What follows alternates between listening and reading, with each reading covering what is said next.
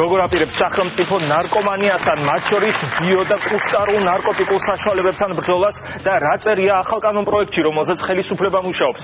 სად არის გამოსავალი? თემაზე სასაუბროთ არჩევანის სტუმრები დღეს არიან პრეზიდენტის მრჩეველი შალვა რამიშვილი, დეპუტატები გიგი წერეთელი და გოგა ხაჩიძე, ნარკოლოგები ზურაბ სიხარულიძე და გელა ლეჟავა, ელენე თევდორაძე და აგრეთვე დარბაზში იმყოფებიან ნანუკა ჟორჟოლიანი, ირაკლი ვაჭარაძე, გიორგი ზურაბიშვილი, ხათუნა ჟორდანია, მიშა მშვილდაძე, გიორგი კიკიონოშვილი, ზურა ჯიშკარიანი, არასამთავრობო ორგანიზაციებიდან ჯანა ჯავახიშვილი, კოტე რუხაძე, კახა კვაშელავა და აგრეთვე შინაგან საქმეთა სამინისტროს წარმომადგენელი, ახალი ანტინარკოტიკული კანონპროექტის ავტორი სოფო კილაძე.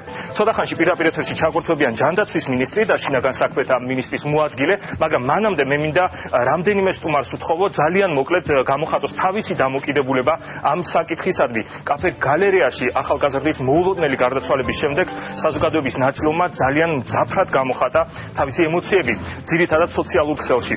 რამდენიმე მათგანი დღეს ჩვენ სტუდიაში იმყოფება. გიორგი, გთხოვ. გამარჯობა, პირველ რიგში მინდა ბოდიში მოვიხადო რაღაც უცმაწური სიტყვების გამო, რადგან ძალიან გაბრაზებული იყო ხოლმე მეგობარი გარდამეცვალა და ამიტომაც ვერ გავაკონტროლე, მაგრამ ძალიან კარგი იქნება თუ სანამ სხვაერპლი მოყვება ხოლმე რაიმე მოვლენას მანამდე მოხდეს ასე თემებზე საუბარი და განხილვა, იმიტომ რომ ამაზე უკვე დიდი ხანია ლაპარაკი დაიწყო. ის ფაქტი, რომ ბიონარკოტიკებს მოიხმარს ახალგაზრდების ძალიან დიდი ნაწილი, ეს არ არის ახალი და აქედან გამომდინარე მე მგონი სანამ ეს რაღაც სხვაერპლი მოხდებოდა ძალიან სამწუხარო, მანამდე უნდა მოხდარიყო ამაზე რეაგირება და სერიოზული დაფიქრება და არა ზედაპირული მიდგომა. მეორე რიგში მინდა განვაცხადო, რომ ის დამოკიდებულება, რაც სახელმწიფოს აქვს, ის პოლიტიკა არის აბსოლუტურად არაეფექტური. გასაგებია, რომ ბიონარკოტიკებზე უნდა გაკონტროლდეს და უფრო უნდა გამკაცრდეს ეს კონტროლი, მაგრამ რეალურად ამას შედეგი არ მოვაქვს. რა თქმა უნდა, ნარკომანია ცუდია, მაგრამ ეს არ არის გამოსავალი. გამოსავალი არის სხვა რამეში. მე ხა პირდაპირ არ შემიძლია ვთქვა თუ როგორ შეგვიძლია ჩვენ ამის მიღწევა, მაგრამ უმჯობესი იქნება, რომ მოხდეს მსუბუქი ნარკოტიკების დეკრიმინალიზაცია და ადამიანებმა ეს შხამი აღარ მოიხმარონ, რადგან ეს გამოსავალი არ არის და ბოლო-ბოლო ადამიანები მაინც აღარ მოხვდებიან და ისე სხვანაირად ამ პრობლემას ვეღარ მოაგვარებ. ამაზე ჩვენ უფრო დეტალურადაც ვისაუბრებთ სახელმწიფოს წარმომადგენლებთანაც და თქვენთანაც. ნანუკა. საღამოშტობისა, მივესალმებ თქვენ სტუმრებს და მაყურებლებს. ბოლო პერიოდში ჩემი პოსტები განსაკუთრებით აქტუალური იყო, აქტიურობდი ამ თემის მიმართულებით, იმიტომ რომ ამ ქალაქში ცხოვრობ, იმიტომ რომ ხშირად დავდივარ არა მხოლოდ მაგ კაფეში, არამედ სხვა კაფეშიც და ხედავ მოზარდებს და შესაბამისად მივხვდი, რომ პრობლემა გაცილებით უფრო მძაფრი იყო, ვიდრე მაგალითად თუნდაც რამდენიმე თვის წინ მძაფრდებოდა ნელ-ნელა ეს პრობლემა და შესაბამისად ამიტომაც ეს იყო ალბათ ჩემი მეხუთე თუ რიგით მეექვსე პოსტი, მაგრამ ეს პოსტი უფრო მეტად ემოციური იყო, იმიტომ რომ რის საფუძველზე დაგჭა შენ შთაბეჭდილება, რომ ეს პრობლემა მძაფრდებოდა? ხედავდი გიორგი, ხედავდი ადამიანებს, ხედავდი ბავშვებს, მე მაგალითად აბაშცეზე მივდოდი, ჩემი შვილი მეშ და მანქანაში და გონწასული ბიჭი ვნახეთ, სახელი არ ვიცოდი რომ ეძახდით, ვერ გამოვიდა მდგომარეობიდან და მე სასწრაფოს იძახდნენ და ძალიან ჩვეულებრივი ტონით უხსნიდნენ რომ ბიო აქვს მიღებული. მე ვხედავდი ადამიანებს კაფეში, ძის და დაყრილებს და ვერ მიხვდებოდი ის სულად იყო, კარგად იყო, ეძინა, არ ეძინა, გამოფხსლება ჭირდებოდა. მიზეზი ბიო იყო მაგალითად. ვიცით, ეს არის ძალიან სიმპტომატური მაპატია, ეს არის ძალიან დამახასიათებელი და ეს არის ძალიან დამახასიათებელი კლინიკა, მას მიხვდება ყველა, ნებისმიერი ნარკოლოგი მიხვდება, ეხლა მე რას გულისხმობ, როდესაც ვამბობ, რომ მოიცელა და დავარდა, ყველა მიხვდება, ეხლა მე რასაც გულისხმობ და ეს როდესაც ნელ-ნელა უფრო მეტი ესეთი ადამიანი ხდება კაფეში, მით უფრო მეტად აქტუალური ხდება პრობლემა, მაგრამ ეს მეტად ემოციური თემა იყო, იმიტომ რომ მოხდა ქალაქის ცენტრში, იქ სადაც ძალიან ახლოს ჩვენთან, ყველა სახლთან და განსაკუთრებით ემოციური ეს ფაქტი კიდევ უფრო მეტად გახადა კიდე სხვა ფაქტორებმა, არ მინდა ბევრი მიზეზის დასახელება სხვა რამის გამო. კიდე სხვა ტრაგედიები ახდა ამ ფაქტს ძალიან ახლო და ეს უფრო მეტად ემოციური იყო. აქვე მინდა ორი სიტყვით თქვა და უბრალოდ და შემდეგ ვიცი რომ დეტალურად განმარტავთ. დეტალურადაც ვისაუბრეთ ახსენეთ პოსტა ახსენეთ როდესაც ჩემ ამ პოსტს როდესაც საუბრობდი რომ კარგი იქნება თუ მსუბუქ ნარკოტიკებს არ ვიცი შეიძლება არასწორად ვამბობ კანონის ენით, მაგრამ მსუბუქ ნარკოტიკს ამ შემთხვევაში მარიხუანას ვეძახი.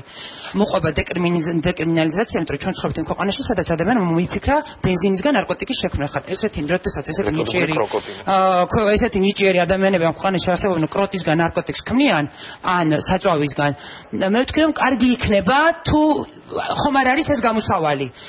ამას მოყვა ცოტათი ისეთი არაადეკვატური აქციები. მოკლე განმარტებას გავაკეთებ გიორგი და შემდეგ უკვე გადაჭრით თემაზე და შეიძლება სავსებით ობიექტურად ადამიანებმა თქვეს რომ ირაკლი კოდუასწოლი დღეს რატო საუბრობს ამ თემაზე ესე ხმა ამაღლა, იმიტომ რომ მისი ქმარი ხო ადრე პოლიციის მაღალჩინოსანი იყო, რომელიც განსაზღვრავდა ნარკოპოლიტიკას. ნარკოპოლიტიკას არც ჭიკაიძე განსაზღვრავს, არც ირაკლი კოდუა და არც ერთი პოლიციელი განსაზღვრავს საკანონმდებლო ორგანო, პოლიციელები ამას ასრულებენ.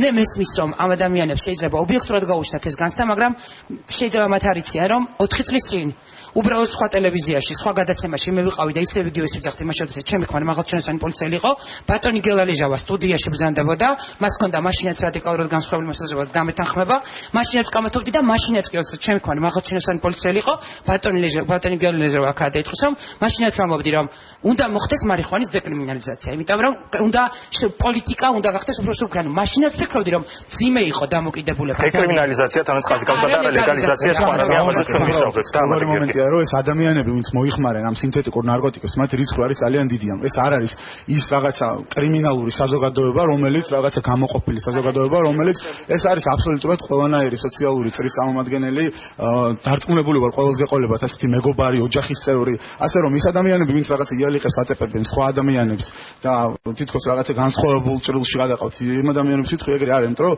ამ ადამიანების შვილები და ნათესაობები შეიძლება აკეთებდნენ უბრალოდ იგივეს და როდესაც ადამიანს უყურებ როგორც ავატყოფს და როგორც რაღაც კრიმინალს ამით ნამდვილად ვერანაირად ამ პრობლემას ვერ აღმოვხვრე პირიქით შეუნდა შეეცადო რომ რამენაირად სახელმწიფო პოლიტიკა უნდა იყოს მე არ მომხ კანონები რა როგორ მე არ ვიცი მაგრამ არც ერთ ნებისმიერ არც ერთ ევროპულ ქვეყანაში განვითარებულ ქვეყანაში ასეთი ნარკოპოლიტიკა არ არის და ჩვენ თუ ყველაფერს ვაკოპირებთ და ყველა კანონ პროექტს რაღაც ვიღებთ შეუძლიათ იმ ადამიანებს ვინც წესთან დაკავდნენ ნახონ სხვა ქვეყნის მაგალითები და იმის შესაბამისად იმოქმედო იმიტომ რომ პოლიტიკური ნება რო იყოს რომ ეს მსუბუქ ნარკოტიკებზე არ იყოს ესეთი ტერორი არ გაუჩნდებოდათ იმ აბსოლუტურად ბუნებრივ და ადეკვატურ ადამიანებს ინტერნეტში რომელიც ის მექანიკურად ასლის გადმოღება რა თქმა უნდა შეიძლება მოდი გიორგი პირდაპირ კითხავ შენ თუ მოგიხმარია მარიხუანა ან თუ მოიხმარ რა თქმა უნდა მარიხუანა მომიხმარია ისევე როგორც ჩემს გარშემო აბსოლუტურად ყველა ადამიანს ალბათ ვინც ჩემი ასაკის არის მე არ ვარ ამ ნარკოტიკის ხშირი მომხმარებელი და არც არის ხა აუცილებელი ან ვიღაცები მომაჭერე ნიარიხსო ეს არის ნარკომანი და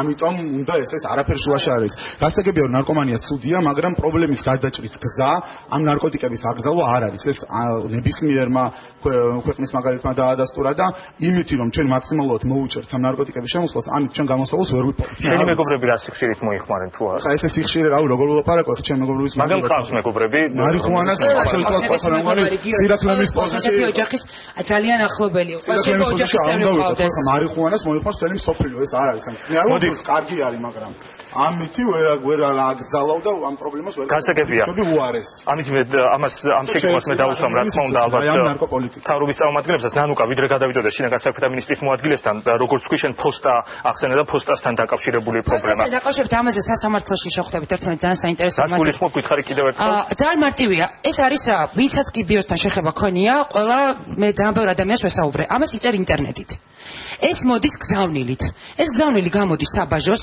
შემდეგ საბაჟო გზას რომ გამოდის თბილისის ქუჩებს და მიდის ფოსტაში ნებისმიერი ფოსტა შეიძლება იყოს ეს არაერთი კონკრეტული მიდიხარ და ამ გზავნილს იღებ ამას დაეთანხმება ყველა ადამიანი ვისაც კი ბიო გამოუწერია ან იცის მაინც მათ შორის დარწმუნებულად შინაგან საქმეთა სამინისტრო ეს არის 2x2 როდესაც რაღაცას იწერ სხვა ქვეყნიდან ხიდან ვერ ჩამოვარდება ეს არის ელემენტარული გზავნილი შეიძლება ნებისმიერი სხვა რამე გამოიწერო ეს ჯერჯერობით კანონით ეს არ არის აკრძალული არა კანონით აკრძალული ბიო ხო კიდევ გავხსნი გეხვეწები ბიო არ არის ერთი რაღაცა ეს არის საფოსტო გზავნილი მაპატია რომ გაგაწყოდნენ ეს არის საფოსტო გზავნილი ამაში დამეთანხმება და რას მოითხოვ შენ ამ შემთხვევაში მე გულისხმობდი რომ გამკაცდეს საფოსტო გზავნილებზე კონტროლი მე უბრალოდ ეხა ეს არის წასვლის საუბარი იმიტომ ამის მე უკვე სერგეენკო გამოვიდა და განაცხადა კიდეც რომ კაცდება პოლიტიკა ამიტომ ეხა დაგვიანებული ამაზე საუბარი იმიტომ რომ ხელისუფლებამ უკვე რეაგირება ამაზე მოახდინა და ეხა უკვე აღარ მინდა საუბარი ამ თემაზე იმიტომ რომ ფაქტია რომ რეაგირება უკვე მოხდა და უკვე განაცხადეს რომ მოხდება გამკაცება და ნარკოტიკებს მოკლედ ვიტყვი ბიო არ არის რაღაცა განსხვავებული ცალკე ნარკოტიკი ეს არის უბრალოდ რაღაც ზედმეტ სახელი რაც არის ჟარგონული სახელი და ეს არის ნებისმიერი სინთეტიკური ნარკოტიკი სინთეტიკური არსებობს შეიძლება იყოს სხვადასხვა სახეობის ნარკოტიკები და სახელმწიფო ამას ვერ გააკონტროლებს თუ შემოდის ეს იმდენაირი სახეობა არსებობს და ქიმიკოსებს შეუძლიათ ძალიან მარტივად ერთ თვეში გამოიგონონ აბსოლუტურად სხვა შემცველობის და იგივე ეფექტის ამის გაკონტროლება არის შეუძლებელი არც ერთ ქვეყანაში არ ხდება ამ ნარკოტიკების ესე გაკონტროლება იმიტომ რომ ეს არის წარმოუდგენელი ეს არის ზედაპირული მიდგომა არაკვალიფიციური ადამიანების მიდგომა არის რომ ბიო აუგზავნოთ იმიტომ რომ ამას ვერ აკრძალავთ დოპინგს ვერ გზალავენ ველოსპორტი ხო იცით არსებობს ვერ გზალავენ იგონებენ ახალ საშუალებებს მოდი ვნახოთ რა ფიქრობს ამ ყველაფერზე შინაგან საქმეთა მინისტრის მოადგილე რომელიც ახლა პირდაპირ ეთერში ჩაგვერთვება ბატონო ლევან მოგესალმებით ბატონო ლევან, მოდით პირდაპირ ამ თემით დავიწყოთ თქვენთან საუბარს. ქიმიური ფორმულა მართლაც სინთეზური ნარკოტიკების უკვე ძალიან მრავალფეროვანია და ეტაპობრივად ახალი და ახალი ფორმულები გაჩნდება. აქედან გამომდინარე, როგორ ფიქრობთ, კონკრეტული ქიმიური შემადგენლობის კრიმინალიზაცია რამდენად ეფექტური აღმოჩნდება რეალურად? მე მართალია გარკვეული ხარვეზებით, მაგრამ მოვისმინე საზოგადოების წარმომადგენლების კომენტარი ნაწილის თქვენი სტუმრების. მინდა პირველ რიგში ამ არგუმენტებს უპასუხო. გამომდინარე იქიდან, რომ ეს არის ძალიან სერიოზული პრობლემა ჩვენი ქვეყნისთვის, სასურველია საზოგადოებამ უფრო პრობლემის არსი დაინახოს. აქ ითქვა ასევე, რომ თითქოს და არაეფექტიანი იყო ხელისუფლება, თითქოს და გარკვეულ დაგვიანებას ჰქონდა ადგილი. მე მინდა საზოგადოებასთან ანგარიშის ჩაბარების რეჟიმში გითხრათ კონკრეტულად ქრონოლოგიურად თუ რა გაკეთდა ჩვენი ხელისუფლების პირობებში, კონკრეტული ნაბიჯები, რაც მანამდე არ გაკეთებულა და პრაქტიკულად ჩვენ აი ამ ინიციატივები დღეს წავდექით პარლამენტის წინაშე. მოდით დავიწყოთ ჯერ ახსნა რა პრობლემასთან გვაქვს საქმე, იმიტომ რომ ასეთი ზოგადი განცხადებებით ან ლოგიკის საპირისპირო თითქოს და ცუდია, რომ მავნეზე მოქმედება აქვს, იქ ვიღაცას ქუჩაში უნახიათ, ცუდ მდგომარეობაში ახალგაზრდა და თან ალტერნატივას გვთავაზობთ, რომ მოდი ბარემ ლოიალური გავხადოთ, ეს ლოგიკაც ცოტა ალბათ დამეხმარებიან მე ისინი, ვინც ამ ლოგიკას ავითარებენ რაღაც კვანძი მანახონ, მაგრამ მოდით პირველ რიგში შევუდგები პრობლემის ახსნას.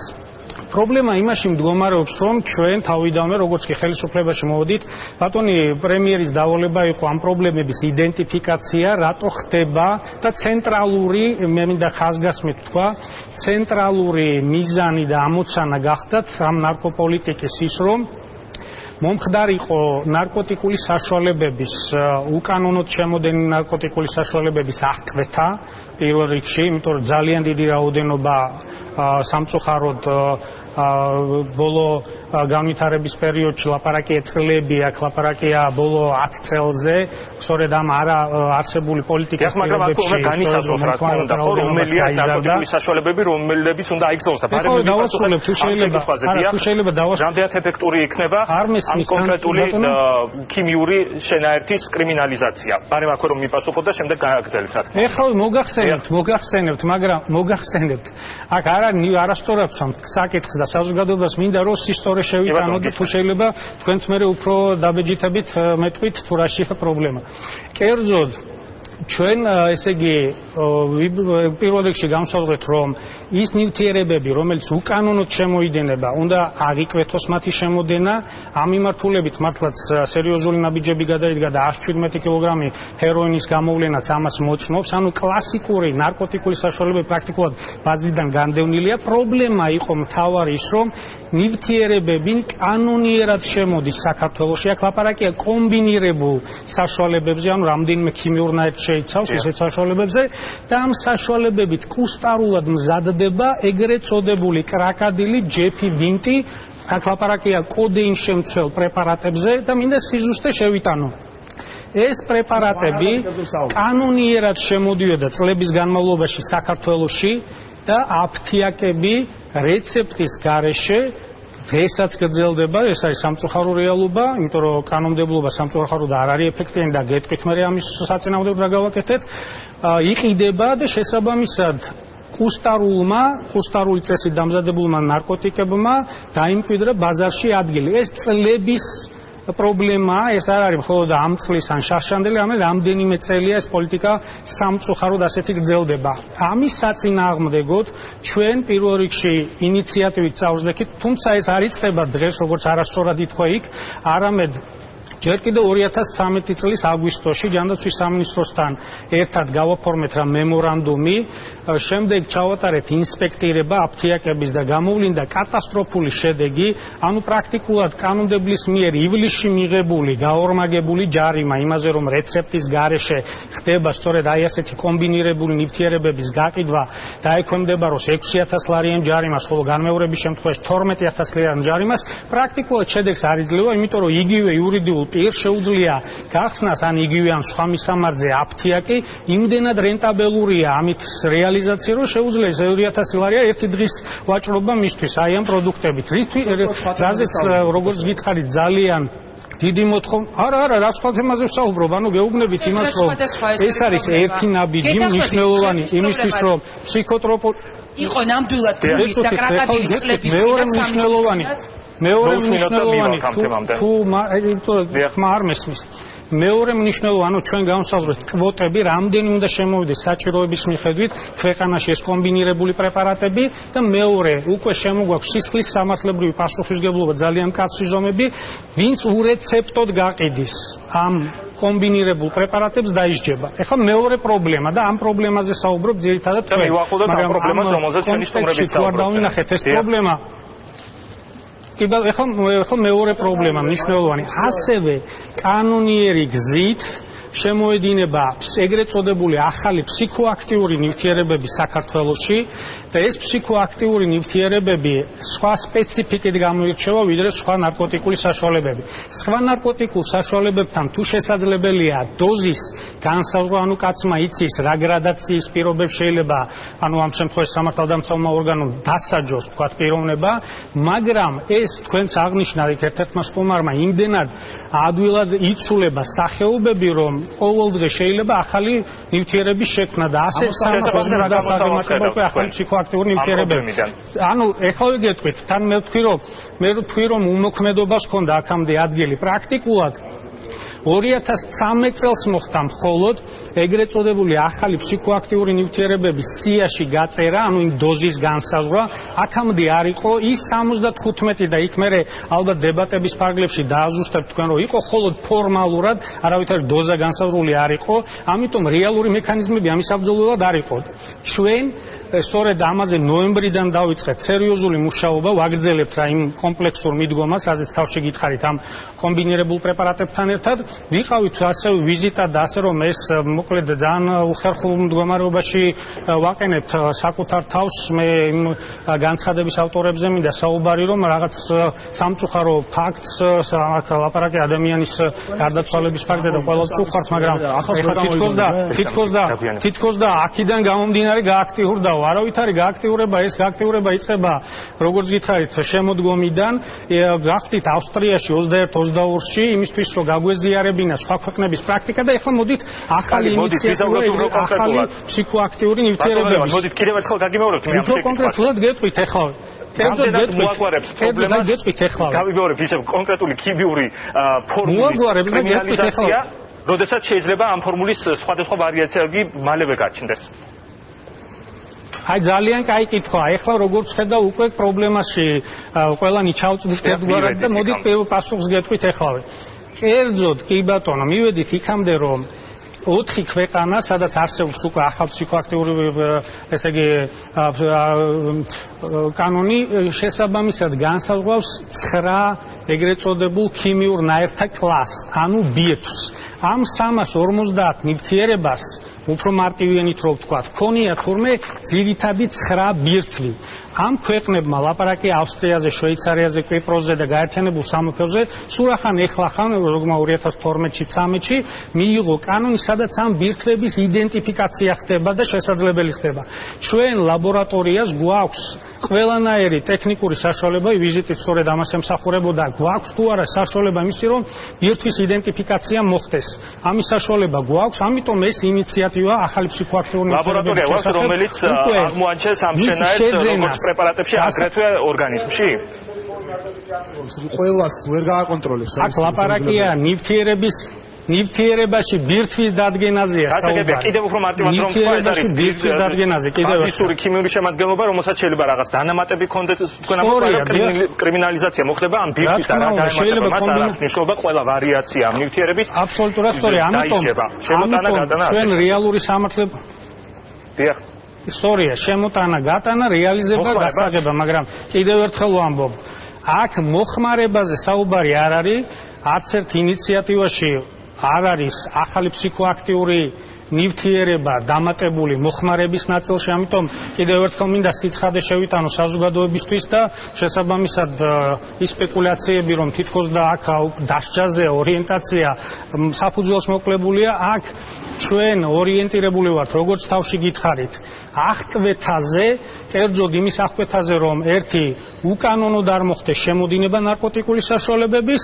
და მოხდეს შიგნით მექანიზმების დადგენა და ჯანდაცვის სამინისტრო ამ თვალსაზრისით ძალიან აქტიურად მუშაობს, კერძოდ მხოლოდ რეცეპტების საფუძველზე და იმ ნუსხას განსაზღვრავს მერე მინისტრი, ჯანდაცვის მინისტრი, რამ ნუსხაში შევა შესაბამისი საშუალებები და პრეპარატები მხოლოდ რეცეპტის საფუძველზე შევაჯამო მაყურებლისთვის, თქვენ გაქვთ უკვე ლაბორატორია, რომელთაც შეიძლება ამ შენაერთის სიზუსტით, დიდი სიზუსტით დადგენა, როგორც ადამიანის ორგანიზმში, აგრეთვე პრეპარატებში, აქედან გამომდინარე, ბირთვული ბაზისური ქიმიური შემადგენლობა გახდება დასჯადი, მისი შემოტანა და რეალიზაცია, მაგრამ არა მოხმარება. მოდი დავაზუსტოთ ადამიანის სხეული არ მithkoms აი ეს მაინტერესებს დიახ ვიდრე ამაზეც იყო საუბარი რომ რთულია დადგენა ადამიანის ორგანიზმში არის თუ არა ეს დიახ შესაძლებელია თუ არა ამის დადგენა ეს მხოლოდ 11 ნივთიერების მხოლოდ 11 ნივთიერების საფუძველზე ამის დადგენა შესაძლებელი, რამდენადაც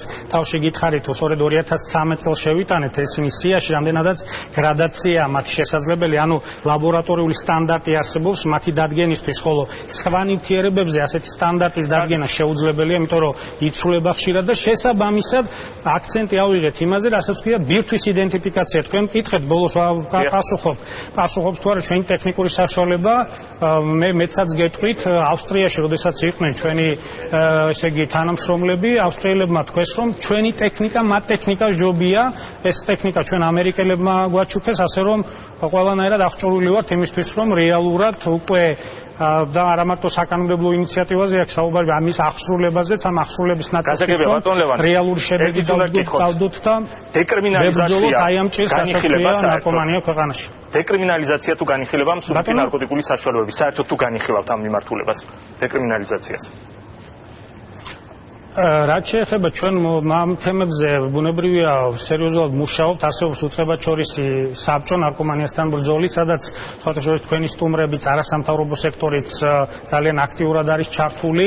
ჩვენ ახლახან ერთი კვირის წინ კვლევაც წარვადგინეთ საზოგადოების წინაშე პრეზენტაციის სახით, სადაც საზოგადოების განწყობებიც არის და მოგეხსენება დემოკრატიაში სწორედ რომ საზოგადოების განწყობის განსაზღვრა და მის ადეკვატურად მოქმედება ერთ-ერთი პრიორიტეტული მათ შორის თითოეული საზოგადოების წევრისთვის და განსაკუთრებით ხელისუფლებისთვის, თუმცა ჩვენ შევთანხმდით რომ ამ კვლევებს ჯერ შევისწავლით საფუძვლიანად, დისკუსია იქნება, თუმცა მე შემიძლია წინასწარ გითხრათ ინფორმაცია ახან დეკრიმინალიზაციაზე ასეთი ესე იგი ინტერესი და კითხვები არსებობს, რომ ასე ხელაღებით პრობლემის მოგვარება დეკრიმინალიზაციის კუთხით, ანუ დეკრიმინალიზაციის განხორციელება პრობლემის მოგვარების კუთხით მართლაც საფუძველს მოკლებულია, მითხრან არგუმენტი თუ რატომ ეს ერთი, მეორე ვიდრე ეს ნაბიჯი გადაიდგმება, აუცილებელია ის, რომ ალტერნატიული სერვისები მივაწოდოთ მომხმარებლებს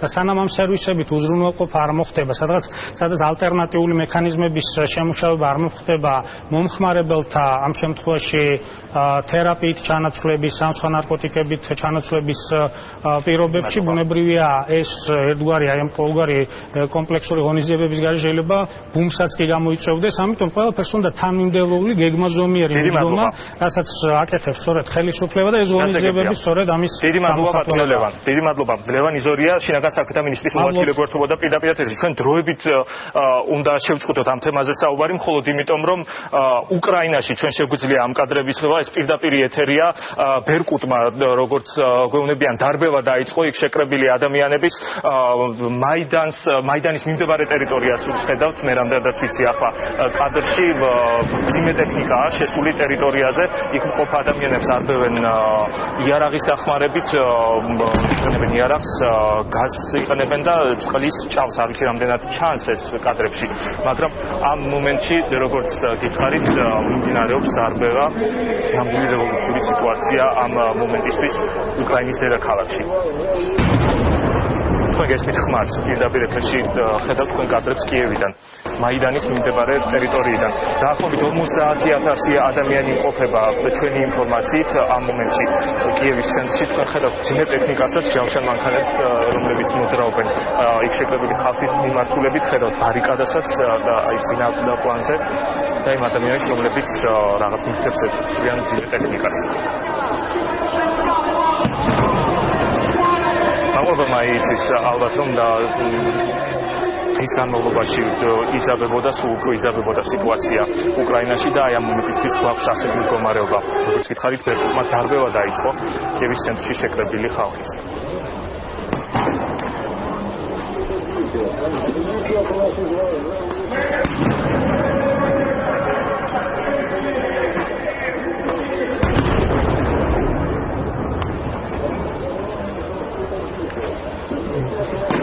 ამ მომენტისთვის ვრცელდება ინფორმაცია, რომ რამდენიმე საელჩოა უკვე დარბეული უკრაინაში. მაგალითად, კანადის საელჩო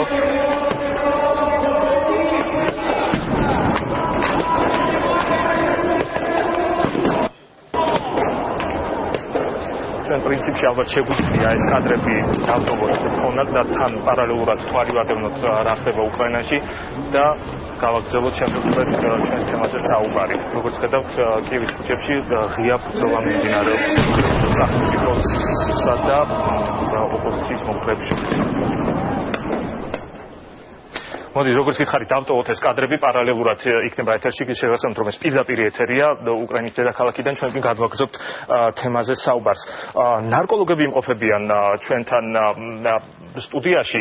მე მაინტერესებს ბატონო ზურაბ, თქვენ რა მოსაზრების ხართ იმ ცვლილებებზე, რომელიც კანონში შედის. ჩვენ მოვისმინეთ შინაგან საქმეთა მინისტრის მოადგილისგან, რომ ამ კონკრეტულ ნივთიერებაზე, ბაზისურ შემადგენლობაზე, ასე ვთქვათ, გამკაცრდება სანქციები. თქვენ რა მოსაზრების ხართ, რამდენად ეფექტური იქნება ეს ნაბიჯი? პირველ რიგში მოგესალმებით, ბევრი მოვისმინე აქ, მაგრამ ყველაზე ცუდი რაც აქ ხდება, რომ ინფორმაცია ყველას აქ ძალიან ცოტა. რაც არის ჩვენი საზოგადოების ყველაზე სერიოზული პრობლემა. ვისი პრობლემაა? ჩემი პირადად სახელმწიფოსი, განათლების სამინისტროსი, ჯანდაცვის სამინისტროსი, საზოგადოების. ჩვენ ვლაპარაკობთ ეხლა ისეთ რაღაცაზე, რაც არ ვიცით, რაზე ვლაპარაკობთ.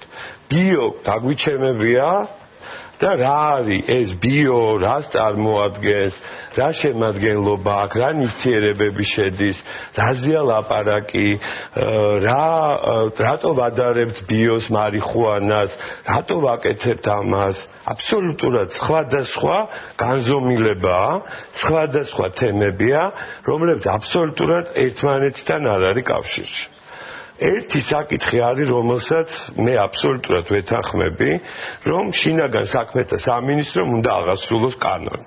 ჩვენ ხო ვლაპარაკობთ, რომ ჩვენ უნდა ვიყოთ კანონიერ სახელმწიფოში, ხო? შინაგან საქმეთა სამინისტროს ევალება, რომ გაამკაცროს კონტროლი შემოტანაზე. ესია? ამაზე ვთანხმდები? დიახ. უნდა შევთანხმდეთ. ქვეყანაში არ უნდა შემოდიოდეს ნარკოტიკი. ზუსტად ეს კანონი არის მიმართული ამისკენ. რამდენად ეფექტურია ეს კანონი, ან არ არის ეფექტური ეს კანონი? პრობლემა შეიძლება, იცით რა არის, ნარკოტიკი არის, იყო და იქნება. აღამაის და ის ნარკოტიკი უნდა იყოს, რომელიც კლავს, ხო შეიძლება ის იყოს, რომელიც არ ყავს, მაინცინებდით, ხო შეიძლება დავასრულოთ. აქ ერთ-ერთი არგუმენტი ის არის, რომ რასაც გიორგიც ხარს უსვამს, რომ ეს ნარკოტიკი კლავს, ხომ არ აჯობებდა დეკრიმინალიზაციის მოხდების სწორედ ამას. ეს არის ის, რასაც ვეძახის ბიომარი. როგორი დამოკიდებულებაც არის, მეც ამას ვამბობ. რა კლავს რა. დეკრიმინალიზაცია იქნებოდა თუ არა გამოსავალი. აი ამაშია თელი პრობლემა. ჩვენ არ ვიცით რა ნივთიერებასთან გვაქვს საქმე. რა კლავს? ბიომარიხუანა არ κλავს. ბიომარიხუანა იწვევს ფსიქოს, უმძიმეს ფსიქიკურ ზეგავლენს. გიორგი მოვუსმინოთ, ცოტა მეტი ვიცით თქვენთან და გიორგი მოვუსმინოთ და შემდეგ გადმოვარდნით თქვენ. თუ ესე ვიკამათებთ, მაშინ აზრი არ იქნება ჩვენ იმას, რა ქვია. აქ არის საუბარი იმაზე, რომ ჩვენ არ ვიცით რა ნარკოტიკია. რამ გამოიწვია სიკვდილი, კონკრეტული სიკვდილი, ერთ სამძიმარი მინდა გამოუცხადო იმ ოჯახს, იმიტომ რომ ნანუკას თქმის არ იყოს, ეს სხვა თემაა კიდე და ჩვენ მედიკოსები კიდე სხვანაირად აღვიმთავთ ამ ტრაგედიას, რომელიც მოხდა. იმიტომ ჩვენი კოლეგის შვილიშვილია და ასე შემდეგ და ასე შემდეგ. ეს კიდე ცალკე თემაა. უბრალოდ აქ არის ლაპარაკი იმაზე. სანამ ეს ბავშვი არ გარდაიცვალა, არავინ ამ თემაზე არ ლაპარაკობდა რა. დღეს გაახსენდა ყველას კაფე გალერეი. დღეს ყველას გაახსენდა რომ ბიონარკოტიკი არის დღეს ქვეყანაში. დღეს რატომღაც ყველას გაახსენდა დეკრიმინალიზაცია და რატომ არის მარტო მარიხუანის დეკრიმინალიზაცია? რა დააშავა ავანტყოფა, რომელიც მოიხმარს გეროინს, რატო არ უნდა იყოს დეკრიმინალიზირებული ეს საკითხი? რატომ ლაპარაკობთ ჩვენ მხოლოდ სუბუქი ნარკოტიკების დეკრიმინალიზაციაზე? საერთოდ ჩვენ ყველა ქვეყანაში დეკრიმინალიზირებულია. ყველა ქვეყანაში მოხმარება არის დეკრიმინალიზირებული. მოხმარებაზეა ლაპარაკი. აქედან გამომდინარე, ამას ჩვენ ნახავთ ბატონ ზურაბ, აქედან გამომდინარე. არა, მე არ დამიმთავრებია ბატონო გიგი. დეკრიმინალიზაცია არ ნიშნავს ლეგალიზაციას, დეკრიმინალიზაცია ნიშნავს, რომ ავანტყოფი ადამიანი არ უნდა წავიდეს ციხეში. ბატონ ზურაბ, ნიშნავს ეს, რომ საქართველოში შესაბამისად რომ დავაკონკრეტოთ თქვენ ნიშნავს ეს, რომ თქვენ უჭერთ ხარს, რომ საქართველოში ყველა ექსპერტი მთელი პროფესიული თემი უწევს დეკრიმინალიზაციას. ხარს და შინაგან საქმეთა სამინისტრომ ეხლანდელ მთავრობის დროს შემოიტანა დოზები, რომლებიც და ჩვენ ვიმუშავეთ ამ დოზებთან დაკავშირებით ადრე ჰეროინს, მეტადონს და ასე შემდეგ, თუნდაც მარიხუანას 0. აი 0. 0-ის გამო ადამიანი მიდიოდა 11 წლით ციხეში. ეს იყო კანონში. ეხლა შემოდის სიები, სადაც ადამიანი განისაზღვრება ნარკოტიკის დოზა პირადი მოხმარებისათვის. ამაზე ერთთან ხვდებით, იმიტომ რომ ამაზე ვკამათობ შინაგან საქმეთა სამინისტროს რა არის პირადი მოხმარებისთვის დოზა და ასე შემდეგ და აბსოლუტურად მესმის შინაგან საქმეთა სამინისტროს მე მესმის ეს არის ინსტიტუცია, რომელიც უნდა აღასრულებდეს კანონს ქვეყანაში და უნდა ყველა ნარკოტიკს აქვს გარკვეული სიები არსებობს. ამაშია რომ არაინფორმირებული ხარ. მარიხუანას არ უნდა იჭერდნენ იგივენაირად როგორც კონვენციები არ შეტანილი ნარკოტიკების სიაში ეს თქვენ ეძახით სუბუქ ნარკოტიკს და ყველა კვალიფიკაციის მიხედვით მარიხუანა არის მაგრამ მარიხუანას ერთი სიგარეტის გულისთვის 11 წლით ციხეში არ უნდა მიდიოდეს. ამაზე შევთანხმდეთ და არა იმაზე რომ ჩვენ ბიოს ეხლა ეს არის დეკრიმინალიზაცია და ლეგალიზაცია. კარგით, ბატონო ზურაბ, ჩვენთან იმყოფება კიდევ ერთი ნარკოლოგი და ბატონო გელა, თქვენ როგორი დამოკიდებულება გაქვთ ამ საკითხთან? მე უნდა გითხრათ რომ ძალიან სამწუხაროდ ვეთანხმები ბატონ ზურაბის პირველ ნაწილს საუბრის, იმიტომ რომ აბსოლუტურად ის რაც ჩვენ გვესმის, არაფერი საერთო არ აქვს ჭეშმარიტებასთან რა. ესე იგი არ შეიძლება იცით ასე მე ესე ბალეტის შესახებ. მე მგონია რომ ეს მარჯვენა იტრიალოს და არა მარცხნივ. იმიტომ რომ მე მომწონს როცა ფეხს მარცხნივ ატრიალოს. დაახლოებით ასეთი საზომით მიდის ლაპარაკი ამ ურთულეს პრობლემას. ბატონმა ზურაბმა ამისაც ნაწილობრივ თქვა. ეხლა რაც შეეხება თუგნება დეკრიმინალიზაციას. ისეთ ქვეყანაში როგორც არის შვედეთი. არა და მოტარიმი მაქვს აქ ეს და თუგნებად მოგიტან და გიჩვენებთ რომ არის ფიქრობთ ჩემი აზრი. კრიმინალიზებულია ბატონო მოხმარება. საფრანგეთში კრიმინალიზებულია მოვიდა. შეგვიძლია ეს ნახოთ გრაფიკულად რომელ ქვეყნებშია ლეგალიზებული და რომელშია დეკრიმინალიზებული. საფრანგეთში მარიხუანას ვერ მოწევენ და ამისთვის უნდა ეხლა იცით რა ამაში საქმე იმიტომ რომ ბევრი მარიხუანა რომ ასეთი მეთოდით კამათი შეუძლებელია, იმიტომ რომ თქვენ შეიძლება დილამდე თქვენ ამტკიცოთ ისაც არიცით. მე არ გეუბნებით რომ საფრანგეთში თუ მოწია აუცილებლად დაიგიჭერენ. არა, გეუბნებით კრიმინალიზებულია, მაგრამ კრიმინალიზაციას იმდენი საფეხური აქვს, რომ ბოლო-ბოლო დაჭერა ხდება ძალიან იშვიათად, რომ წარმოიდგინე მომბლანზე რო იყოს. მაგრამ კრიმინალიზებულია, თქვენ წარმოიდგინეთ იმ ჰოლანდიაში, რომელიც ძალიან გიყვართ და გვიყვარს, იქაც კრიმინალიზებულია თუ წესს არ ღვევ. აი წესი შეიძლება მე ამას იმიტომ მოგახსენებთ, რომ მოდი ვილაპარაკოთ ისე როგორც არის. ეხლა რა შეეხება დეკრიმინალიზაციას? მე საქართველოში რამდენად უჭერთ თქვენ მხარს და რამდენად მისაღებთ? თუ შეიძლება რა ან მომეცით საშუალება რომ მიგახსენეთ პასუხი, იმიტომ რომ თქვენი შეკითხვაც არაკვალიფიციურია. შემისწორეთ. რა ვქნა ეხლა ასია და საქმე რა შეიცით რომ როდესაც ლაპარაკი არის დეკრიმინალიზაციაზე, დეკრიმინალიზაცია თავისთავად არ არის არც პანაცეა და არც თქვენ უნდა როდესაც ლაპარაკი აი ევროპის მაგალითი მოყავ. ევროპაში თქვენ იცით რომ ერთ ადამიანზე ნარკომანიის ხაზით იხარჯება 60 евро წელიწადში. იმ ჰოლანდიაში რომელიც ძალიან გვიყვარს 118 евро იხარჯება ერთ ადამიანზე მეტი ვიდრე საფრანგეთში.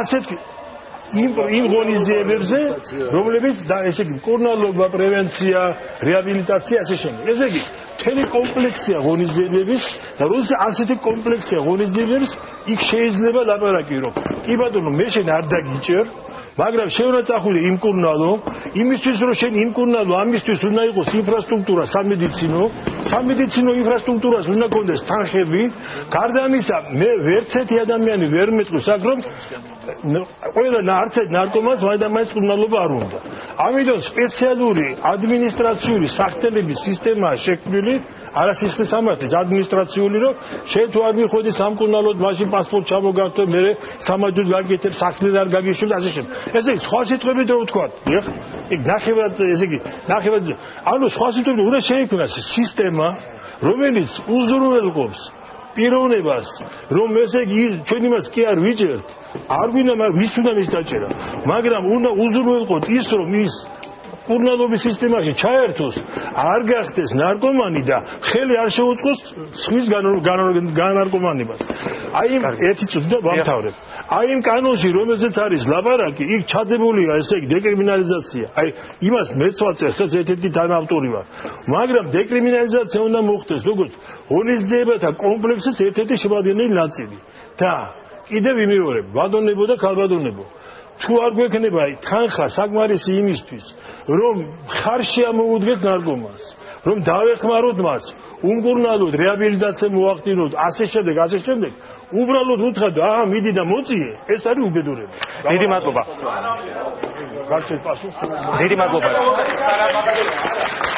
დიდი მადლობა ჩვენ დავბრუნდებით რამდენიმე წუთში კი მაგაზე ვილაპარაკეთ. გავაგზავნებთ ჩვენ საუბარს მიშა მოგცემთ რა თქმა უნდა სიტყვას ჩვენ ახლა ჩაგვერთვება ჯანდაცვის მინისტრი პირდაპირ ეთერში მე მაყურებელს შევახსენებ რომ პარალელურად ის ხედავს რა ხდება კიევში უკრაინის დედაქალაქში სადაც ბერკუტმა რა თქმა უნდა სადაც დაიწყო დარბევა გიორგი მინისტრები დაამთავრებენ თუ კიდე ჩაერთვებიან არა მინისტრები დაასრულებენ და შემდეგ გადმოვარ კარგით, მოვუსმინოთ ჯანდაცვის მინისტრს, რომელიც პირდაპირ ეთერში ჩაგვერთვება. ბატონ დავით, მოგესალმებით.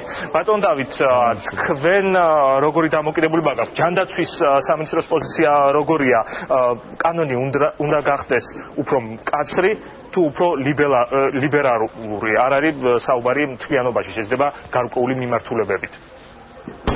პირველ რიგში მე გამოვეხმაურები ჩემი კოლეგების მიერ გამოთქმულ პოზიციას, რომ ის, რასაც მე ვისმენ ახლა ეთერში და რასაც ვისმენდი წინა დღეებში, არის სწორხაზოვანი ყველაზე რბილად რო თქვა დამოკიდებულება, ესე იგი, რამოდენიმე ადამიანმა იცის პრობლემის გადაწყვეტილების გზა, მარიხუანის დეკრიმინალიზაცია და ამ დარგის ექსპერტები, მთავრობა ვერ ხვდებით ამ ყველაფერს. დამერწმუნეთ, რომ ეს ასე მარტივად არ არის საქმე, ამას სჭირდება სკრუპულოზური და ყოველდღიური მუშაობა და რაც შეეხება ესე ხისტად დასმულ კითხვას, ანუ გამკაცრება კარგია თუ არა, ამაზე საბუნებისმეტყველო კანონია ქმედებას მოსდევს უკუქმედება. ეს არ არის გამკაცრება, არამედ ეს არის რეგულაციების ადაპტაცია და მორგება არსებულ რეალობასთან და საერთაშორისო გამოცდილებასთან. როგორი იქნება ახალი კანონის შემდეგ ეს რეგულაციები? რომელიც ჩვენ ვიცით რომ მუშაობა თუ არ ვწდებით თითქმის დასრულებულია და რამდენიმე დღეში უკვე მთავრობის ხდომაზე უნდა მოხდეს ახალი კანონპროექტის განხილვა. ამ მიმართულებით ნარკომანიის კონტროლის მხრივ რიგი ღონისძიებების უკვე გატარებული არის, რომელიც ჩემმა კოლეგამ უკვე მოგახსენათ. ეს არის გარკვეული ჯგუფების, რისგან მზადდებოდა ვინტი და ჯეფი ატანა, ასე ვთქვათ, ნარკოტიკების ჯგუფში. ეს არის ახალი 6 კომპონენტიანი შემადგენლობის, რომელსაც ლიდერობდა ბაკლოსანი, გადატანა ასევე რეცეპტის პირველ კატეგორიაში და ეს არის აგრეთვე მთელი რიგი საკანონმდებლო ღონისძიებები, რომელიც ერთ-ერთი თქვენ რაც გააჟღერეთ, ეხლა ეს ბიოქიმიური ბირთვი, სწორედ მისი კრიმინალიზაცია. ეს არ არის ჩვენი ასე ვთქვათ ნოუ-ჰაუ, რომ გუშინ მოვისმინეთ, რომ მოხდა ეს უბედური შემთხვევა და გულწრფელად სამძიმარს უცხადებ ამ დაღუპულ გარდაცვლილის ოჯახს და მეორე დღეს გამოვიტანეთ ეს რეგულაცია. ამას წინ უძღოდა თვეების მუშაობა, რისკების შეფასება და საერთაშორისო გამოცდილების გაზიარება. რა თქმა უნდა, ნებისმიერ აკრძალვას მით უმეტეს ამ დარგში ნარკოლოგია, ნარკომანიაში მოყვება აუცილებლად სხვა ახალი მიმართულებების გამოჩენა და სტრატეგია ალტერნატიული გზების ძებნა. ხო თქვენ ამბობთ, ანუ პრინციპში თუ მე მაქვს მოთხოვნილება და შესაბამისად მოთხოვნა და ჩემი მხრიდან არსებობს გარკვეულ ნარკოტიკულ საშუალებებზე, უბრალოდ აკრძალვით ეს ჩემი პრობლემა არ მოგვარდება, მე შევეცდები ალტერნატიული გზები მოვძებნა და შეიძლება გადავერთო უფრო იაფფასიან საშუალებებზე, რომელიც უფრო მარტივად ხელმისაწვდომია სიტყვაზე მაგალითად კროკოდილზე.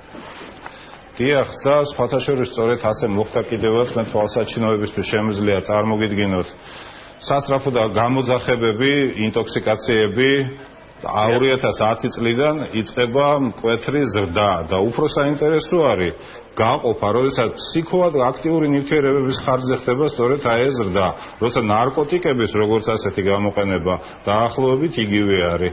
ეს მნიშვნელოვანი ინფორმაცია არის ერთ გრაფიკში თავმოყრილი და თუ მექნება ორი წინადადებით რომ დავასრულო საშუალება, რომ ჩვენ რა თქმა უნდა დილით არ გაგვიძებია და არ გადაგვიწყვეტია, რომ მოდი გავამკაცროთ.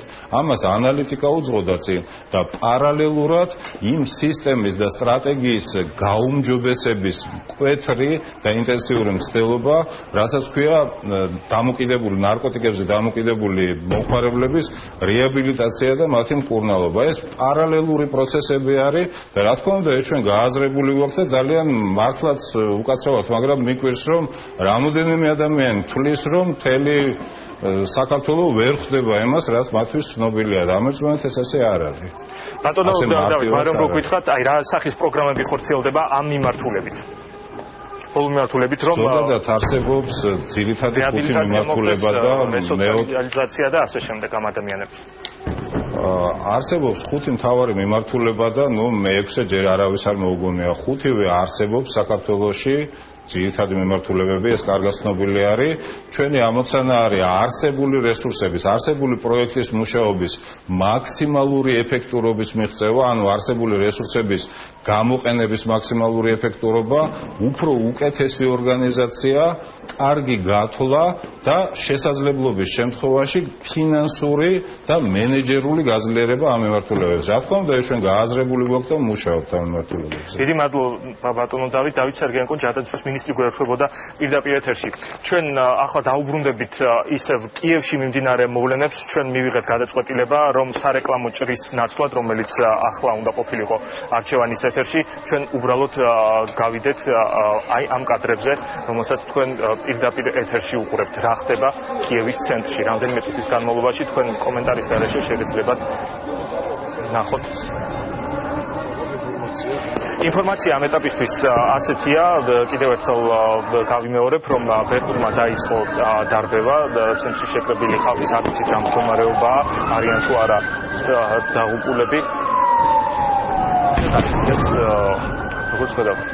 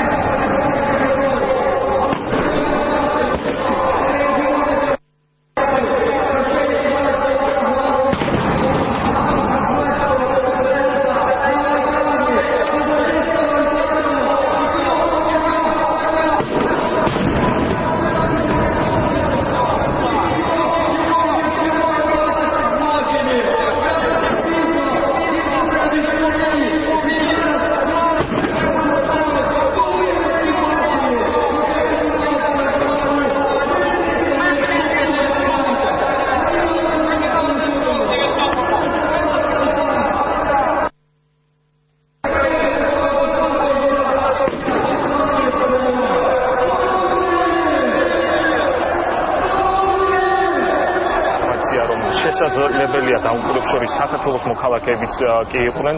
მე კიდევ ერთხელ ვამბობ, რომ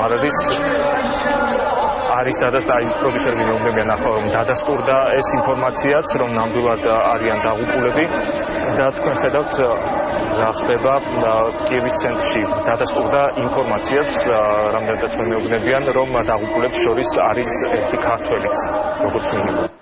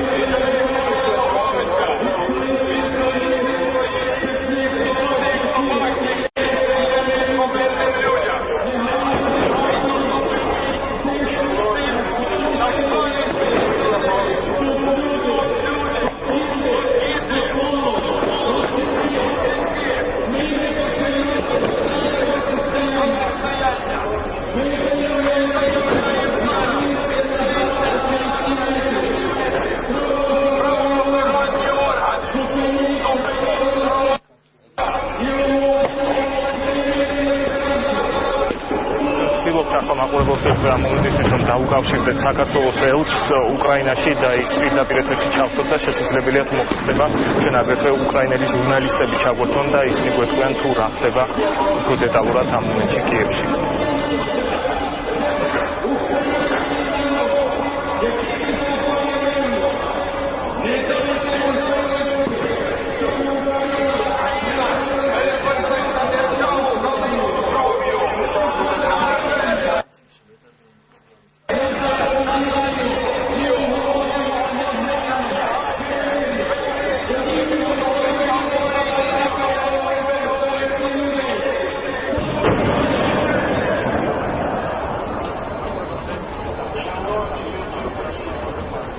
ეს არის არსენი აცინუკის მიმართვა, აი ახლა ჩანს კიდევაც ის კადრში, რომელიც მიმართავს კიევის ცენტრში შეკრებილ ხალხს და ის ამბობს, რომ ეს საქმე, დაწყებული საქმე ბოლომდე უნდა მივიდეს.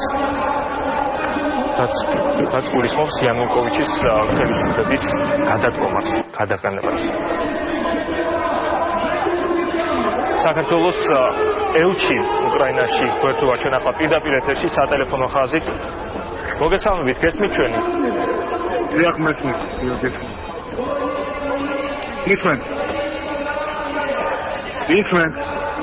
დიახ, რა ხდება რომ გითხრათ უფრო დეტალურად ამ მომენტში კიევის ცენტრში? ნუ კიევის ცენტრში დაგებული მდგომარეობა შტორმი მიდის, ძალონები აწარმოებენ შტორმს მეიდანზე. ენის სტროიქ ხალხი დემონსტრაციებით განან. სიტუაცია ძალზე მძიმეა. აღუდგენელს ინფორმაცია რომ არიან დაღუპულები. დიახ, ოფიციალურად როგორც გახდა ცნობილი 9 ადამიანზე საუბარი ამ საათისთვის, მათ შორის 2 მილიციონერი, ნახევარი მათ შორის დაღუპულია ნატყუებისგან. გაგვიყვენ ინფორმაცია იმასთან დაკავშირებით არიან თუ არა მათ შორის საქართველოს მოქალაქეები. საქართველოს მოქალაქეებს გახლავთ სამწუხაროდ არ დაიცვალა. რადგან მას ძალადობის ნიშნები არ ეთყობა, ეს მეექსპერტმა შეამოწმა ახლა ჩვენი კონსული და შინაგან საქმეთა სამინისტროს წარმომადგენელი საქართველოსი გაემგზავრნენ იქ ადგილზე რომ ნახონ გარდაცვლილი. ეს გახლავთ ზურაბ ხორცია 1929 დაბადებული სენაკში, რომელიც გარდაიცვალა მეტრო ხეშატიკის სამი გამოსასვლელი აქვს. ხეშატიკის მეტრო ხეშატიკი და ინსტიტუტსკა ესეთი ქუჩა არის, მეტროდან გამოსასვლელში გარდაიცვალა. ხო, აი ესეთი სიტუაცია. ბატონო მიხეილ, რა თქმა უნდა, სახელმწიფო ძალები ცდილობენ ტერიტორიის გაწმენას, რამდენად ახერხებენ ისინი ამას და დამატებითი თუ იკრიბება ხალხი ცენტრში. იცით რა, ძალიან დიდი რაოდენობით არის ხალხი და მე ფაქტურად არ წარმომიდგენია როგორ უნდა მოხდეს შედება ასეთი რაოდენობის ხალხი, რომელიც გამაგებულია მეიდანზე. დემონსტრანტები. ახალი მასა თუ მოდის ოპოზიციის მხარდამჭერების. ეხლა მიიღო გადაწყვეტილება, ესე იგი უკრაინის მინისტრთა საბჭომ მიიღო გადაწყვეტილება და შეზღუდა, ესე იგი 19 თებერვლის 0 საათიდან შეიზღუდა კიევის მიმართულებით ტრანსპორტის მოძრაობა, ეს უკვე გამოცხადდა. ხო, ნუ ასევე გააჩნდა რომ თითქოს ხვალ უნდა შეიკრიბა, ხვალ უნდა მოხდეს შეხვედრა პრეზიდენტ იანუკოვიჩის ოპოზიციის წარმომადგენლებთან, მაგრამ ყველამდე მთელი ღამეა კიდევ გამოხდება ეხლა ამ პერიოდში ძალიან ძნელია რაღაცის პროგრამა. ინფორმაციით ეს თავად იანუკოვიჩის მხრიდან წამოვიდა ეს ინიციატივა? ნუ ეს რიბაკმა განაცხადა პარლამენტის თავმჯდომარემ, მანამდე უმაღლესი რადის თავმჯდომარემ და მანამდე ერთ-ერთმა დეპუტატმა მმართველი პარტიიდან. ვიცით თუ არა რამდენად თანახმა ოპოზიცია ამ შეხვედრაზე?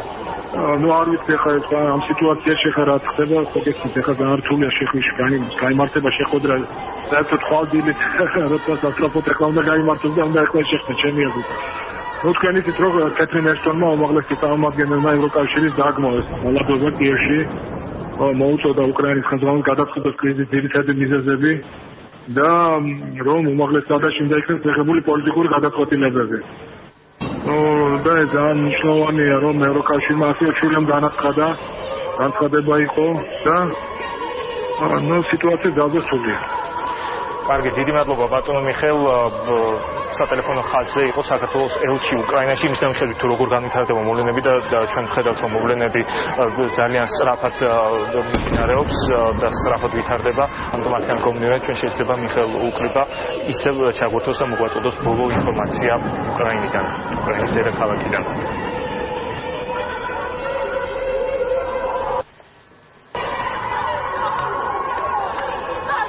ჩვენ შეგვიძლია ახლა გავაგრძელოთ გადაცემა, უკვე დავუბრუნდეთ თემას, რომელზეც ჩვენ ვსაუბრობთ.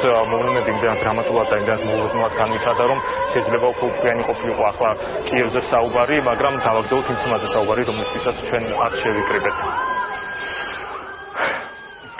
ბატონო, კარგით, მოდით დიახ, ქალბატონო ელენე გისმენთ. დიდი ხნის განმავლობაში ჩვენ მქონდა ურთიერთობა, ერთად მუშაობდით ზოგჯერ კანონებზე და ასე შემდეგ. არავინ არასდროს არ დაინტერესდა ერთი რამით. პრაქტიკულად ახლა მე 10 წლის განმავლობაში, ბოლო 10 წელიწადი ვიყავი შეწყალების კომისიის თავმჯდომარე, ხო? ამიტომ ჩემ ხელში გაიარა ძალიან ბევრი ნარკომანების საქმე. მე ვამბობ მომხმარებელზე, რეალიზატორზე, შემომტანზე და ასე შემდეგ. მე მაინც აქცენტს ვაკეთებ მომხმარებელზე. რა ხდება აი ამ მომხმარებლებზე? პირველად ესე იგი ის იხდის ჯარიმას, მეორე თუ დაიჭირეს აძლევენ პირობითად 1 წელს, თუ კიდე ესე იგი დაიჭირეს ასე ვთქვათ, უკვე მიდის ციხეში 3 წელი პლუს ეს 1 წელი და 20 წელი ზის ციხეში. ვინმე თუ დაინტერესდა ჯერ ერთი აი იქიდან გამოსული ის უბრუნდება ნარკოტიკების მომხმარებაზე? რა თქმა უნდა, არა, მე ვიცი, რომ ის ბრუნდება. პრაქტიკულად რა ხდება, ესე იგი, პირობითი მისცეს მერე პოლიცია აკვირდება არა იმიტომ რომ ან სახელმწიფო დაეხმაროს რომ მერე აღარ მიიღოს ეს ერთი პირობითი ხო? პირობითი მიიღო მერე რა? მერე ჩასაფრებულები ელოდებიან როდის კიდე მოიხმარს რომ მერე ციხეში გაუშვათ. ამიტომ სამწუხაროდ წლების განმავლობაში ჩვენ მქონდა მხოლოდ დაჟადი პროცედურა და არაფერი არ კეთდებოდა იმისათვის რომ ადამიანი თუ მომხმარებელია რაღაცა დახმარება სამწუხაროდ მიიღო პარლამენტმა რა თქმა უნდა და განსაკუთრებით ბოლო 4 წელი არა ერთი მე ვამბობ ბატონო გიგი სწორედ ეს გვაინტერესებს უბრალოდ რას ვამბობ იცით აქ ლაპარაკი მხოლოდ ჯანდაცვაზე, მხოლოდ პოლიციაზე, მხოლოდ დაჟეს პროგრამაზე კი არ უნდა ვიფიქროთ, არამედ მე ვფიქრობ, აქ ძალიან კომპლექსური მიდგომა უნდა იყოს. იმიტომ რომ მე უამრავი ფაქტები ვიცი, როცა ოჯახში დედაც და მამაც არიან ნარკომანები, შვილიც ხდება ნარკომანი. გამიგეთ, ვინ მუშაობს ამ ოჯახთან, ვინ მუშაობს ამ შვილთან, პრაქტიკულად ისე იგი, აი ეს არის ყველაზე დიდი პრობლემა. თქვენ ქალბატონო ელენე იყავით მართლაც დეპუტატი წლების განმავლობაში ბატონო გიგით თქვენც და მუშაობდით ამ თემებზე. არ ვიცი თუ თქვენ უკმაყოფილო ხართ მათ შორის კანონმდებლობით, ვინაიდან თქვენ ამაზე ისაუბრეთ. მაშინ რა შეცვალეთ ან შეეცადეთ რომ შეგეცვალათ? იცით რა სამწუხაროდ მე როგორც კომიტეტის თავმჯდომარე ადამიანის უფლებების ჩვენ ყოველთვის გქონდა განსხვავებული პოზიცია. აი ბოლო აი ეს ჩემ დროს შემოტანილი კანონ პროექტი პრაქტიკულად ჩვენ აბსოლუტურად დავშალეთ და ვთვლით რომ არ შეიძლებოდა ამისი გამოტანა, მაგრამ სამწუხაროდ ცოტანი ვიყავით, გაიგეთ? ამიტომ მე ვცდილობდი ყოველ შემთხვევაში პოზიცია დამეფიქსირებინა, მაგრამ ვერ გამომქონდა ბოლომდე. თქვენ როგორი პოზიცია გქონდათ და თუ შეიძლება ერთი წუთი. მეგობრებო, ერთი წუთი მოვუსმინოთ. ერთი წუთი. ახალგაზრდები გეკითხებიან თუ თქვენ ეფექტურად ვერ ასრულებდით იმ ცვლილებებს ვერ შექონათ ის ცვლილები, რომლებიც გინდათ მაშინ რატომ შემოვიდა? ბოდიში. კარგით, მოვუსმინოთ სტუმრებს და შემდეგ ეკნება თქვენ საშუალება რომ გამოთქვათ კომენტარი, თქვათ კომენტარი. ბოდიში ვიხდი, ნუ წარმართავთ იმ სტილში ახლა რომ ესე იგი თქვენ თუ რაღაც არ მოგწონდათ და ამას პოლიტიკურ საშუალებას, ამას დავანებოთ საკითხზე ვილაპარაკოთ. მე გეტყვით მაგალითად რომ მე არ მომწონდა ბევრი რამ და მე გავაკეთე კანონის ინიციირება აგერ ბევრ კოლეგასთან ერთად. მე მგონი დამეთანხმებით, ხო? ხო. ეს იყო პირველი კანონი, პირველი მცდელობა პრობლემის აქტუალიზების მე გეტყვით და სადაც იყო ჩადებული დეკრიმინალიზაციაც და იყო ასევე ბევრი სხვა რამ. ერთი წუთი ზურა. რაც ეხებოდა მომხმარებლის უფლებას, რომ ყველა მომხმარებისთვის არ წასულიყო ციხეში, რომ ჯარიმები, რომელიც საკმაოდ მაღალი იყო, ის თანხები მოხმარებოდა მათ კურნალობას და ეს მექანიზმები იყო ჩადებული ამ კანონში. ნუ ამ კანონის რაღაცა ნაწილის რეალიზება მოხდა, მეორე ნაწილის რეალიზება ვერ მოხდა, რატომაც ვერ მოხდა? ამაზე შემიძლია გითხრათ? გითხარით, რატომ ვერ მოხდა? ერთი ნაწილი რაც ბატონი ზურაბი საუბრობდა აქ, რომ მაგალითად დოზები არ არსებობდა და ადამიანები შეიძლება წასულიყვნენ ციხეში. უბრალოდ იმის გამო, რომ შპრიცში ან რითაც მოიხმარდნენ, უბრალოდ კვალი ყოფილიყო. ეს ასე ვთქვათ, შევცვალეთ ჩვენ. გარდა ამისა, პირველად სახელმწიფომ ეს კანონში შეიცვალა. არ შეცვლილა, ბატონო გიგი, რატო იძახით? დოზა არ შეცვლილა. ნოლი იყო. დოზა მივიღეთ 3 ნივთიერება იყო 0, მეტამფეტამინი რაც იყო პოპულარული. აი ბატონო გიგი, რატო იძახით? მეტადონი, გეროინი და მეტამფეტამინი იყო 0. არა ეს მუშაობს დღეს. კარგით. მე ყვებიან. გეთანხმებით. დაუბრუნდეთ აკოს. მისი მცდელობა ზუსტად დაასრულოს ბატონმა გიგიმ და კითხვა იყო თუ არ მოგწონდა რას ვიდით? მე გეუბნებით რასაც ჩვენ შემოვიდა 70,000 ადამიანმა მოაწერა ხელი კანონ პროექტს, აგერ არის ხელი წარმომადგენლები დღესაც თაროზე ეს კანონი არ გაგიხილია. ჩვენი ის არ არის, არ გაგიხილია. არა ხართ მართალი. როგორ არა მართალი? თქვენ კანონში, რომელიც ზიანის შემცირების ხელთან ერთად ჩვენ ძალიან ახლოს თანამშრომლობთ. თქვენ წინა პერიოდში გაცილებით კონსტრუქციული დამოკიდებულება გქონდათ ჩვენთან და ბერომეში გვეთანხმებოდით. რაც შეეხება ამ კანონს განიხილეს კანონი და თქვენს რომ ეს არის მიუღებელი, იმიტომ რომ ეს კანონი იყო სრულიად პრაქტიკულად ლეგალიზება, მე მახსოვს, 100 ლარი იყო მხოლოდ ჯარიმა მოხმარებისთვის, ისიც საზოგადოებრივ თავშეყრის ადგილში, ნემსის ყველაფრის და ეს იყო მიუღებელი. დღეს რა გამოსავალს ხედავთ თქვენ? გამოსავალი, რა თქმა უნდა, საქართველოს რაღაც ინვენცია ვერ მოხდება და გამოგონება. ჩვენ 2007 წელს პარლამენტში სწორედ იმის გამო რომ პრობლემა არსებობდა ძალიან დიდი და შევახსენებ აქ საზოგადოებას 2004 წელს, 5 წელს, 6 წელს და კიდე გარკვეულ პერიოდში იყო უმძიმესი პრობლემა, სუბუტექს და სხვა ნარკოტიკებს წალეკილი ქონდა საქართველოს, იყო შემდგომი C-ჰეპატიტის უზარმაზარი პრობლემა და ბევრი სხვა რამ.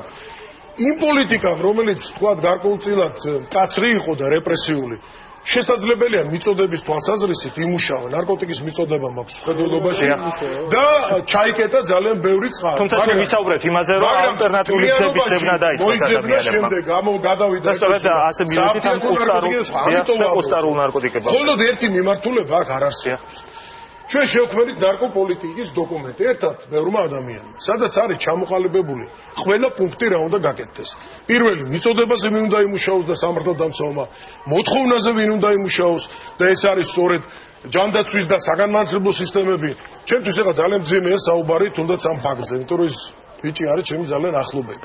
და ეს სწორედ ის შემთხვევაა, რომელიც ძალიან შემთხვევით მოხდა. ეს არ იყო არც აქტიური მომხმარებელი, ეს არ იყო არც აბადმყოფი ნარკომანი და არაფერი. ის იყო სოციალური რაღაცა გარემოს ჩემი აზრით სვერპლი გახდა და სწორედ იმის კიდევ უფრო მტკივნეულია, იმიტომ რომ ინფორმირებულობაც არ არის. ამიტომ იმისათვის რომ ჩვენ გქონდეს ეფექტური სისტემა, რომელიც იმუშავებს თუნდაც იმ შემთხვევაში თუ კი მოხდება დეკრიმინალიზაცია და კიდე გეუბნებით, მე ვიყავი ერთ-ერთი ავტორი იმისა, რომ გარკვეულ მოცულობით ეს მომხდარიყო, სისტემა თუ არ იქნება, ყველა ცალკე აღებული მეთოდი არაეფექტური იქნება. ჩვენ გვჭირდება სარეაბილიტაციო ცენტრი, გვჭირდება დახმარება და პირველად ჩავდეთ მაშინ ბიუჯეტში ფული, რომელიც დღეს გაქრა კარგ სარეაბილიტაციო ცენტრის მშენებლობაზე ბაზალეთზე. ამის პროექტიც არსებობდა, ნოუ-ჰაუც არსებობდა. ამიტომ მე მიმაჩნია, რომ ყველა მეთოდი უნდა იყოს აპრობირებული.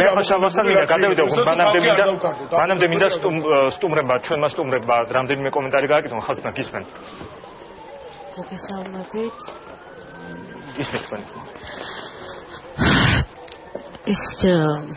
ეს ამბავი მგონია რომ გამოიწვია მე და ნანუკა სტატუსებმა. ალბათ ის ორი პირველი ადამიანი ვიყავით, ვინც Facebook-ზე გავაკეთეთ ამ თემასთან დაკავშირებით კომენტარი. ჩემი მიზანი მართალი რომ გითხრათ იყო ის რომ მიმექცია მთავრობის და საზოგადოების ყურადღება ამ პრობლემისთვის. ეს არ არის დღევანდელი პრობლემა, ეს ჩემი თაობის პრობლემაა კიდევ და მაშინ სხვა ნარკოტიკი იყო, დღეს სხვა არის და მე ვთვლი რომ ძალიან სერიოზული ჩარევა არის ამ პრობლემის გადასაჭრელად, არა მარტო სახელმწიფოსი, არამედ ჩვეულებრივი ადამიანების, საზოგადოების და ვთვლი რომ პირველი პრობლემა რაც არის გადასაჭრელი არის ახალგაზრდების ინფორმირებულობა, იმიტომ რომ წარმოდგენა არ აქვს და რაც შეეხება ახლა აქ ლაპარაკი იყო არიციან რა არის საერთოდ ნარკოტიკი, იმიტომ რომ ამ ჩემ სტატუსზე ძალიან ბევრმა ახალგაზრდამ მიმიწერა რომ იქ იყო დიდი განხელვა და იყო ლაპარაკი იმაზე რომ ექსტაზი, მარიხუანა არ არის ნარკოტიკი, რატო არ არის? მე ვთვლი რომ ყველანაირი ნარკოტიკი არის უბრალოდ სხვადასხვანაირი ზემოქმედება აქვს ადამიანებზე, ხო სწორია და ეს საზოგადოების ინტერესი გამოვიწვიე და მე ამით ვარ ძალიან კმაყოფილი და ეხლა მე ვფიქრობ რომ ამაში უნდა ჩაერიოს მთავრობა, ნარკოლოგები, მე მაგალითად ძველ ნარკომანებსაც მოვიწვევდი რაიმე იმიტომ რომ როდესაც ესეთი განხილვა ყოფილა აი ის ადამიანები ვინც ადრე მოიხმართ ნარკოტიკებს მაგალითად სასაცილოდ არ ყოფნით დღევანდელი ნარკოტიკები ანუ აი ეს ბიო ის კროტი და ასე შემდეგ და ასე შემდეგ და მე ამ ადამიანებსაც ჩავრევდი და რჩევას ამ ადამიანებისგანაც მე ვიღებდი კარგი შალვა ძალიან პატარა უსმენდი და მე მესმის რომ რაღაცა გარკვეული საჭიროა ოპტიმიზმის და ყველაფერის მაგრამ ამასთან ერთად სტატისტიკურ მონაცემებთან ერთად და სხვა რაც დღეს ქვეყნდება და ყველაფერი არის კარგად ნამდვილად არის უკეთ დანახვა სერიოზული პრობლემების რომელიც დღეს არის დღეს საქართველოში თუნდაც ამ ბოლო პერიოდში ეხლა მე მგონი საზოგადოებას არ ეჩვენება არც მე არ მეჩვენება მოიმატა ამ ყველაფერი მე ასე მგონია რაღაც პერიოდი იყო უფრო ჩაწყნარებული ეს პროცესი ნაკლები იყო ბევრი რამ შემოტანილი ნარკოტიკებით სხვაც და დღეს ჩვენ ვხედავთ რომ ამის მიზეზები რა არის შეიძლება ეს ცალკე ჯერობის საგანი იყოს მაგრამ ამას არ წინდება ეს რაღაცნაირად იმაჩნია რომ ამისთვის არ უნდა იჭერდნენ ადამიანს. კარგი, მოდი აგერ ხო შალვასთან მინდა გადავიდე. შალვა, მაგრამ მე იმასაც ვიტყვი რომ მე ასეთი აზრის მომისმენია რომ საერთოდ დისკუსიაც კი არის ამ თემის პირიქით რაღაც პოპულარიზაცია და ჯობია ეს ვიღაცამ სადღაც გადაწყვიტოს და ამაზე ზედმეტი საუბარი ასეთი ფორმით არ იყოს. შესწორება შევიტანოთ შენს ანოტაციაში მე ჩევრი არა ვარ მე ვარ პიარის დეპარტამენტის უფროსი. ხო, მე მოკრებ ესე ვთქვა. არა, კაი. ნუ რა შემამოკრებ, თექოსი აღარ მომაყენებ. ეხლა რაც შეეხება ნარკოტიკებთან ხონდა შეხება უშუალოდ მიმიღია რამოდენიმე ჯერ ახალგაზრდობაში, შემდეგ ციხეში რო ვიჯექი ძალიან ბევრი აი სათუნამ ვთქვა ძველი ბებერი ნარკომანები ყოფილან ჩემთან საკანში და ვიცი ყველაფერი ამ საკითხის გარშემო. რა თქმა უნდა, აკრძალვით ბევრს ვერაფერს ვერ მიაღწევ, მარტო აკრძალვით, იმიტომ რომ თუ აკრძალავ ერთ ნივთიერებას, გადავლენ მეორეზე, მესამეზე, წებოზე, ბოლოს და ასე შემდეგ. კი ბატონო, ყველაფერს ვერ აკრძალავ. ბოლო ადამიანი შეისუნთქებს, ცოტა ხანი გაჩერდება ჩვენ ბავშვობაში რო იყო და იმით იკაიფებს. ადამიანს კაიფი უნდა გამოსავალს ნახავს, ხო? იმ გასული 9 წლის ხსენება მე მგონი არ არის სწორი ეხლა იმიტომ რომ 9 წლის განმავლობაში ხელისუფლების პოლიტიკა ნულოვანი ტოლერანტობის და მათ შორის ულმობელი ნარკოპოლიტიკის გატარებისა რო არ მოგწონდა ხალხს და არ მოწონდა მაშინ მოვიგეთ არჩევნები და ეხლა ჩვენი უნდა ვშოვად მყოფობადი და უნდა გავაგრძელოთ მუშაობა ამ კუთხით. მე ერთი რამ მინდა ვიკითხო უბრალოდ შეიძლება ეს რიტორიკული შეკითხვაა რა ქმნის ადამიანს ნარკომომხმარებლად რატო ავადდება ადამიანი რატო ხდება დამოკიდებული. საიდან იწყება ეს და სად თავდება? ადამიანი, რომელსაც რაღაც გარკვეული კარიერა სურს, რომელიც მუშაობს, რომელიც განათლებას იღებს, რომელსაც ყოველი დღე დაგეგმილი უნდა ჰქონდეს, ის ადამიანი არ გახდება, ხო, ესე მარტივად ნარკო დამოკიდებული ადამიანი. პლუს მეორე საკითხიც მინდა წამოჭრა, ეს ძალიან უკვე უტრირებულია და ძალიან იაფასიან პროპაგანდადას კი ჟღერს, მაგრამ ჯანსაღი ცხოვრების წესის დანერგვა, ესეც ძალიან მნიშვნელოვანია. ჩვენ საუბრობთ მოთხოვნა და მოთხოვნილება უნდა შესაბამისად, კარგი იქნება თუ ვილაპარაკებთ არა რომელიმე კონკრეტული ნარკოტიკის ფორმულის დაუშვათ დასჯაზე ან ქიმიური ფორმულის კრისტალის ბირთვზე, რომელიც შეიძლება აღვგზავნოთ, იმიტომ რომ ეს არის სარფიანი საქმე, ეს არის ბიზნესი. ყოველთვის ბიზნესი ასწრებს სახელმწიფოს. ყოველთვის გამოიგონებენ უფრო და უფრო მეტ ნარკოტიკებს. იმიტომ ამაზე ძალიან დიდ ფულს შეუძლოთ ბევრი. ძალიან ბევრ ფულს შეუძლოთ, შეიძლება გაძვირდეს ეს ყველაფერი. მოდით, ხო არ ჯობია უფრო ჰუმანიტარულ საკითხებზე ვილაპარაკოთ და როგორ შეიძლება ადამიანი არ გახდეს ნარკომანი, ანუ ეს ცუდი სიტყვა, ნარკოტიკზე დამოკიდებული ადამიანი და როგორ შეიძლება რომ ვინც არის დამოკიდებული ის განიკურნოს. აი ეს არის ყველაზე მნიშვნელოვანი. მე მგონი ნებისმიერ სხვა განხილვა აკრძალვის კუთხით ან რაღაც სხვა რაღაც ესეთი რაღაცების კუთხით არ არის მაინდა-მაინც პროდუქტიული. კლასიკა არის ასეთი. ჩვენი ფრომი ძალიან ცნობილი და ასე შემდეგ გასაშენი დიახ. ესე იგი, ასეთი ის ამბობს, რომ აი შეისწავლა 10,000 სტუდენტი ამერიკელი და მივიდა დასკვნამდე. და მაგალითი მოყავს ასეთი. ერთი სტუდენტი, რომელიც ნარკოტიკებს იღებს ინტენსიურად ამბობს რომ მე მყავს დიდარი შობრები, ამიტომ კარგი ბინას ქირავ, მაქვს მანქანა, არის მყავს გოგო, რომელიც მომწონს, კაი გარეგნობის ავარ, სწავლა შემიძლია ყველაფერი, მაგრამ არ ვიცი რისთვის ცხოვრობ. ესე იგი, დგას საკითხი ცხოვრების საზრისი. ეგზისტენციური საკითხები. ესე იგი, ცხოვრების საზრისი მიაჩნია, მას მიაჩნია ცხოვრების საზრისი ერთ-ერთ ძირითად კომპონენტად. გასაგებია, ერიხ ფრომი მოისმენია და ამისას. ბატონო, ეხლა და მივცე სიტყვა გოგას. ძირიხანია გველოდება. ცოტა სწრაფად ვიცევს. მოусმინოთ გოგას, ცოტა სწრაფად ვიცევს. მუშაობა ფაქტობრივად პარალელურ რეჟიმში მუშაობთ რაღაც პერიოდში ნახავთ. უკრაინის გამო, ვინაიდან მე ვერ მაყურებელს რომ ჩვენ კურიერის სპეცგამოშვებაც გველოდება. პირველ რიგში მინდა შეუძლებელია აი ამ ფონზე იჯდე, ამაზე არ ფიქრობდე, მით უმეტეს ძალიან ეხება ჩვენ ქვეყანას. და მე მინდა გულწრფელი სოლიდარობა გამოხატო თავისუფალი უკრაინელი ხალხის მიერ და უსურო პუტინის და აი ამ რეჟიმის წინააღმდეგ გამარჯვებას.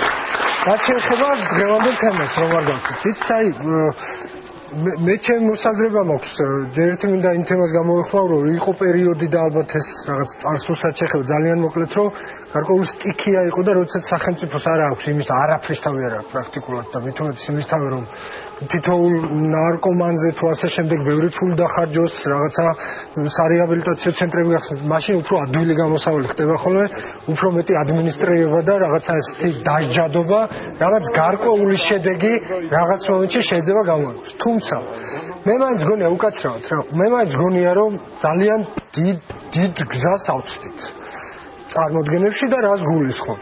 მინდა რომ დავასრულო, იმიტომ რომ კონტექსტთან ამოგლეჯილი შეიძლება რაღაც უცნაურად გამოჩნდეს.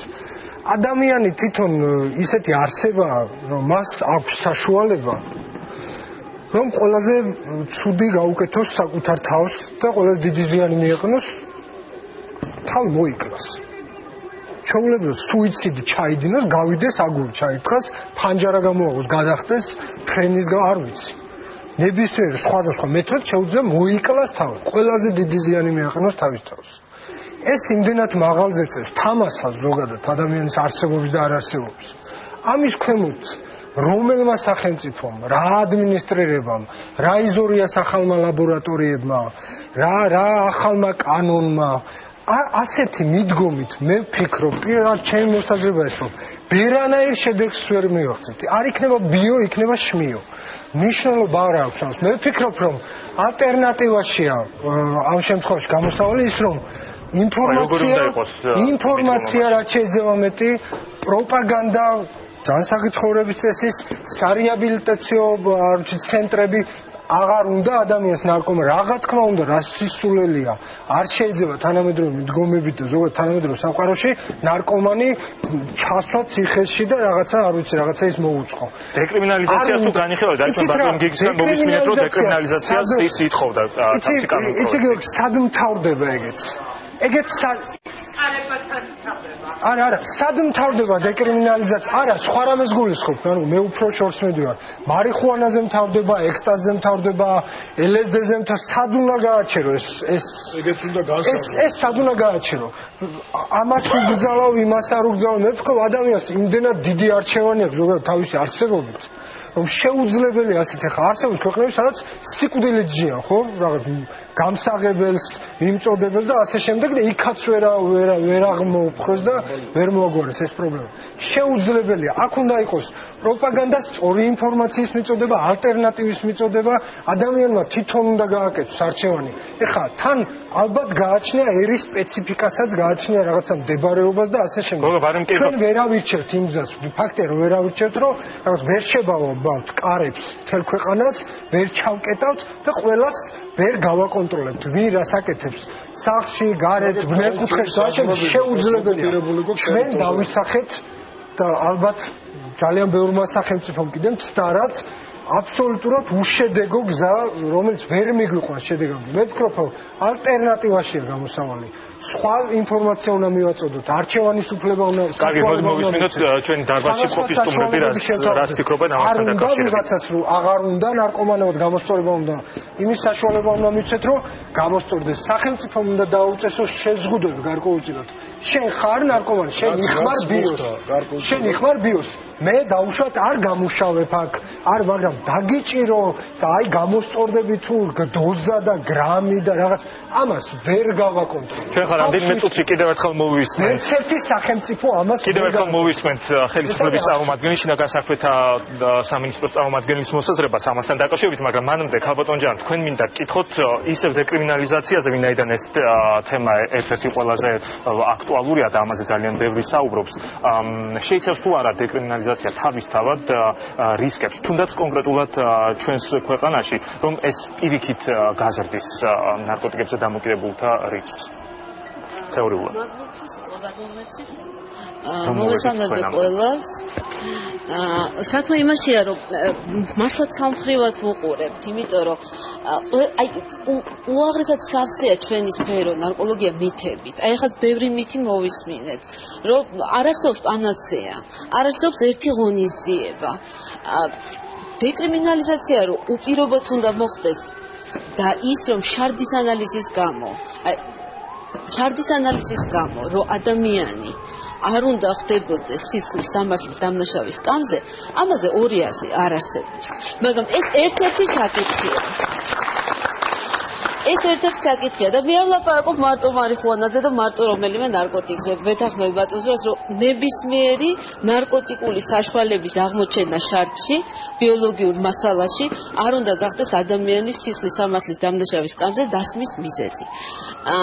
მაგრამ მეორე მხრივ ჩვენ ახლა რაც ეს მთელი საღამო აი ვიჭედებით ლაპარაკის დროს ეს ის არის რომ ნარკოპოლიტიკა, ნარკოსტრატეგია უნდა იყოს დაბალანსებული. სამართალდამცავი ორგანოები თავის საქმეს უნდა აკეთებდნენ და აკონტროლებდნენ მოწოდებას. მაგრამ ის რომ განათლების სისტემას რომ დღესაც არა აქვს პრინციპში პირველადი პრევენციის პროექტი და პროგრამა ეროვნული, აი ეს ძალიან დიდი პრობლემაა. ანუ ის რომ და ეს ტრადიციულად ასე მოხდეს. მაგალითად გასული წლები ძალიან კარგი, ერთი წუთი თუ შეიძლება გასული წლები მეგობრებო მოусმინოთ ერთმანეთს, აი ეს არ მოსმენის ვითარებაც ის ჩვენ პრობლემას. კადრონ ჯან, ბარემ აქვე გითხრათ, როდესაც ჩვენ საუბრობთ იმაზე, რომ ადამიანი არ უნდა დაისაძოს დანაშაულისთვის, ჩვენ აქ არ საუბრობთ, რა თქმა უნდა, მხოლოდ მომხმარებელზე, აქ საუბარია კიდევ ცალკეა რეალიზატორის შემომტანი. რასაკვირველია მოწოდება დასჯადი უნდა იყოს, მაგრამ მე ისე თქვა მინდა, აი გასული მაგალითად წლების გამოცდილება ბუნებრივი ექსპერიმენტი იყო, შეიზღუდა მოწოდება, სამხედრო პოლიტიკა იყო, ხო, სამართალდამცავი. მოწოდება შეიზღუდა, მაგრამ არ შემცირდა მოთხოვნა, იმიტომ რომ იცვალა სახე ნარკოტიკულმა საშუალებამ. და ეს გამოცდილება, ნუ ვილაპარაკებთ გასულ გამოცდილებაზე, არ გამოდის ასე. თუ ჩვენ არ გავითვალისწინებთ გასული 10 წლეულის თქვა გამოცდილება, ჩვენ ახლა გონივრულ ნარკოპოლიტიკას ვერ გავაკეთებთ. ამიტომ ეს გამოცდილება უნდა გამოვიყენოთ იმისთვის, რომ თქვა მარტო სამართალდამცავი ღონისძიებებით არ გამოდის ამ პრობლემის მოგვარება. და კიდე ერთი მინდა თქვა, არ შეიძლება რომ არ გამოვხატო ძალიან დიდი წუხილი ტრაგედიის გამო რაც მოხდა. და გიორგი რა ხარ თქვენი მეგობარი იყო, მით უმეტეს მინდა მოგისამძიმროთ და ძალიან პატივცემ, რომ თქვენ ამაზე ხმამაღლა საუბრობთ. მაგრამ მაგალითად სტატისტიკას თუ შევხედავთ, 2012 წელს 15 ადამიანი ოფიციალურად არის რეგისტრირებული როგორც გარდაცვლილი ნარკოტიკების გამო. 2011 წლის სტატისტიკა არ აქვს, მაგრამ 2010 წელს 27 ადამიანია. მანამდე 2009-ში 39 ადამიანია. და ისე თქვა მინდა, ეს ყველა ტრაგედიაა და რეალურად ეს ციფრები არის ბევრად უფრო მეტი და სიკვდილის მიზეზად ვაფიქსირდება. დიახ, გაცილებით მეტი და ზიანის შემცირების შესანიშნავად შეუძლია ამაზე თქვას, იმიტომ რომ მათ იციან პირველადი ინფორმაცია აქვს პირველი ხელიდან. და ეს რომ პრობლემაა, თუნდაც ის საკანონმდებლო პრობლემა რაც გვაქვს, რომ ექიმმა, როდესაც გამოიძახებენ ზედოზირების შემთხვევაში აუცილებლად შინაგან საქმეთა სამინისტროს უნდა შეატყობინოს ამ დროს მოხმარება კრიმინალიზებულია, ეს არ იძლევა საშუალებას, რომ დავეხმაროთ იმ ადამიანს, ხო არ იძახებენ, იმიტომ რომ ხო. ანუ ჩვენ ვერ მოვახერხეთ, ბატონო გიგი, ვაღიაროთ, რომ ჩავფლავდით, ვერ მოვახერხეთ. 2007 წლიდან ვერ მოვახერხეთ, რომ შეგვეცვალა ეს კანონმდებლობა. ეგრება ეხლა მოვახერხოთ. და ძალიან მნიშვნელოვანია, როცა რამე პრობლემა ხდება და ტრაგედია ხდება, ჩვენ ერთმანეთის დადანაშაულებაში არ გავატაროთ დრო და ვიფიქროთ, როგორ მოგვარდეს პრობლემა. დიდი მადლობა. ჩვენ კიევს უბრუნდებით და ქალბატონო სოფო, გადმოვალეთ. კიევს უბრუნდებით, ვინაიდან გველოდება ჩვენ ჟურნალისტი, რომელიც უნდა ჩაგოს უпроცოს დაგიბრუნდები შალვა უბრალოდ ჟურნალისტი გველოდება საკინაი მურზაევი რომელიც პირდაპირ ეთერში ჩაგორთვება ახლა კიევიდან და მოგვაწვდის ინფორმაციას ეხო Москвის ჟურналистია ეს Сакен, добрый вечер. Огромное спасибо, что сотрудничаете с нами, нашел время поговорить с нами. Какое на этот момент положение в Киеве? Ну вот я сейчас нахожусь непосредственно на Майдане, буквально там десятки метров от линии фронта. Сейчас более уместно, наверное, говорить какими-то военными терминами. Бывают покрытки автомобильные, которыми митингующие отгородились от милиции. Загорелись несколько палаток. И вообще там центр Киева и Майдан не были сжжены, не были погнуты. Сейчас это так. Все несколько минут, весь последний час продолжалось такое состояние митингующих и правоохранительных органов, всех подразделений, которые вплотную подошли к Майдану. Таких стоял водомет, который по официальной был для тушения пожара, но насколько мы, журналисты, могли наблюдать, по огнем не попадал. Если у тебя есть информация, сколько погибших на этот момент? На этот момент милиция официально признала факт смерти, которые привели днем. Погибли кто-то сейчас сказать очень сложно, потому что на моих глазах десятки, я не преувеличиваю, раненых людей буквально постоянно, непрерываемым потоком относятся с волонтерами оттуда, с передовой, профсоюзов, которые находятся на Майдане, там зафиксированный лазарет, люди самые разные, кто-то не может, у кого-то кровать, у кого-то голова, кто-то там, весь набор всех травм, всех повреждений, которые люди получали. Ты можешь нам сказать, оппозиция согласна на переговоры с правительством? Оппозиция сейчас выступает, и главная цель прекратить насилие. Они обращались к Виктору Януковичу сейчас, буквально со сцены, и к правоохранительным органам, с призывом администрации. Надо сказать, то ли их слова начальства пока погиб, потому что милиция отошла буквально на несколько сот метров от Майдана,